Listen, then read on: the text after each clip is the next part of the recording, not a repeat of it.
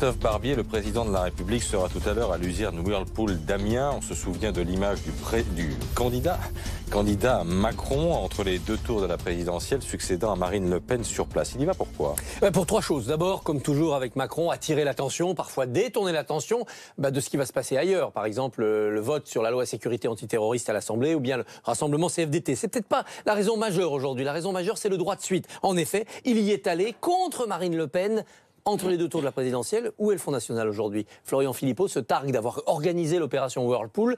Aujourd'hui, il pense que les bases locales du FN vont le suivre dans l'aventure des Patriotes. Et donc, il n'y a plus de FN ce matin, là-bas, face à Emmanuel Macron. Et puis, il y a aussi l'incarnation nécessaire de la flexi-sécurité. La flexi, on l'a vu, c'est la loi Pénicaud, c'est la réforme du Code du travail. Voici la sécurité. Expliquer aux gens sur place que quand des emplois disparaissent, ça n'est pas grave si on a bien formé les gens, si on les forme de manière complémentaire pour qu'ils retrouvent tout de suite un travail. Or, les anciens de Whirlpool ont été recasés, pas tous, c'est compliqué, on l'a vu, mais la destruction créatrice, on détruit des emplois parce qu'il y a de l'innovation ou de la délocalisation, on en crée immédiatement, c'est ce que veut incarner Emmanuel Macron. Parce que cette usine Whirlpool, elle est sauvée, elle a trouvé un repreneur, très bien, mais on l'a vu tout à l'heure dans le journal de 7h30, il y a des salariés qui sont très inquiets, ce sont les sous-traitants de Whirlpool qui n'ont pas de repreneur, eux, et notamment l'usine Prima France, qui est juste à côté, 56 salariés. C'est pas plutôt là-bas qu'il aurait dû aller, Emmanuel Macron, tout à l'heure? Non, ça c'est pour Bruno Le Maire ou pour Benjamin Griveaux, c'est-à-dire ceux qui sont chargés de l'économie de terrain, l'économie des petites choses, les STX, les salariés de GMM, etc.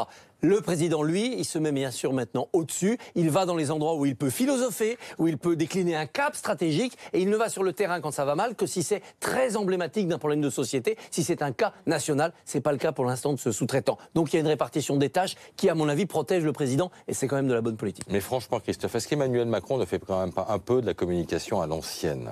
Oui, bien sûr, mais comment faire autrement? On est quand même dans une tour d'ivoire quand on est président. Alors bien sûr, il pourrait aller sur le terrain avec une perruque, une fausse barbe, des lunettes, pour être discret, et sans caméra, et sans garde du corps. C'est un petit peu compliqué. Alors entre le syndrome de la tour d'ivoire, le syndrome de la com facile, ou bien des CRS qui nettoient le paysage pour que vous puissiez ne pas recevoir d'œufs, ne pas recevoir de tomates et ne pas recevoir de colibets, c'est compliqué. Mais rappelons-nous de Nicolas Sarkozy, bousculé, rappelons-nous du casse-toi pauvre con, rappelons-nous de certains présidents qui avaient du mal à sortir de l'Élysée. C'est ça qu'il faut éviter pour Macron, parce qu'un quinquennat, c'est long.